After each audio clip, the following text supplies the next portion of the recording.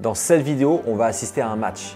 D'un côté, les non-résidents et expatriés situés en Europe et les expats dans le reste du monde. Qui va gagner le match? Pour qui c'est plus simple entre un expat situé en Europe et un expat situé dans le reste du monde pour investir dans l'immobilier en France? Pour qui c'est plus simple d'obtenir un financement? On va voir tout ça dans cette vidéo, on va voir les avantages et les désavantages. Je t'invite à t'abonner à ma chaîne. J'ai créé notamment un classement des meilleures banques en France qui prêtent aux expatriés. Le lien est juste en dessous de la description. On le sait tous, la vie est parfois injuste. On n'a pas tous la même situation, pas la même localisation. Et en fonction de sa situation, sa localisation, sa géographie, on peut avoir certains avantages. À ton avis, qu'est-ce qui va rassurer le plus le banquier entre un expat qui est situé dans un pays de l'Union européenne ou de l'Europe et du reste du monde? Je pense qu'on peut se poser plusieurs questions. Pour le banquier, il faut se mettre à sa place et se dire, est-ce que le fait qu'un expat soit situé dans l'Union européenne, ça le rassure? Le fait qu'il y ait une réglementation qui soit commune, une devise de l'euro peut-être qui est commune, ça peut potentiellement aider le banquier. L'autre chose, c'est qu'il y a moins d'éléments d'extranéité. Ce que je veux dire par là, il y a moins d'éléments de facteurs étrangers. Quand tu habites par exemple en Thaïlande, le banquier pour lui c'est très exotique. L'exotisme pour un banquier, est-ce qu'il aime vraiment cela? C'est pas du tout l'image qu'on se fait du banquier. Le banquier c'est plutôt l'image d'une personne très sérieuse, plutôt froide, conservatrice et c'est plutôt correct en réalité parce qu'un banquier il va analyser le ratio risque et retour. Son but c'est prendre le moins de risques possible et obtenir le plus de rendement possible. Et donc, il a une approche sécuritaire de la chose. L'autre chose, c'est qui est plus accessible en tant qu'expat. Est-ce que tu penses qu'un banquier aura plus de facilité à contacter un expat qui est situé à Dubaï ou en Thaïlande, donc dans le reste du monde, ou plutôt un expat qui est situé en Europe? Je pense que tu l'auras compris. Le match est gagné par l'expat qui est situé en Europe. Ça sera toujours plus simple, en théorie, pour un expat qui est situé dans un pays de l'Union européenne ou même de l'espace économique européen, tout simplement pour toutes les petites raisons que je t'ai dit. Un dossier plus simple, une devise commune, l'euro, des pays qui rassurent ou des pays du moins qui sont plus accessibles. On a même assisté ces dernières années à une directive européenne qui a donné la possibilité à chaque consommateur d'un téléphone portable d'appeler par exemple gratuitement un autre pays de l'Union européenne sans roaming. C'est pas un élément important pour le banquier, mais c'est juste pour te dire que l'accessibilité, elle est là. Quelque part, c'est plutôt normal. Quand on est en Europe, on fait partie d'un club.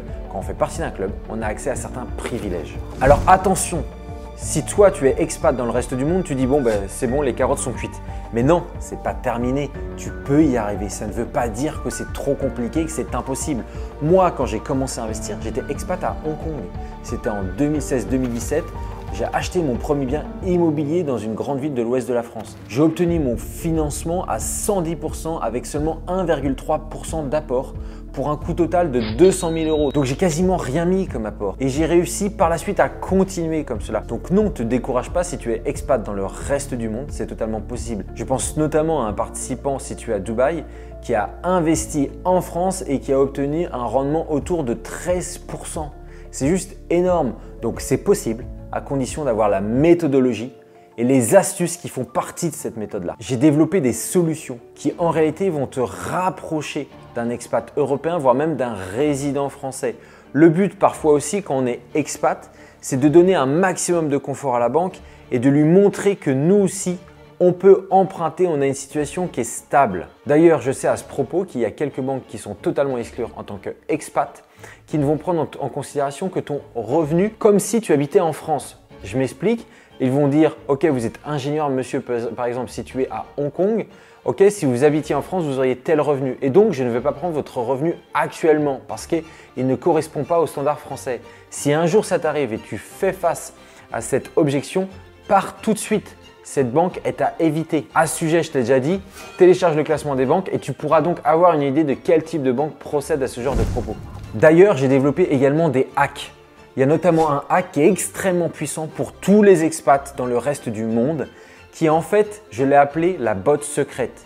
Avec ce hack-là, tu vas pouvoir quasiment à coup sûr emprunter, quoi qu'il arrive, comme les conditions d'un résident français. Contacte-moi en message privé et on parlera de ce hack-là avec grand plaisir. Un deuxième hack que je parlerai également dans une autre vidéo, c'est d'utiliser une application qui s'appelle On-Off. Alors il y a plein d'applications de ce style-là. À quoi ça sert?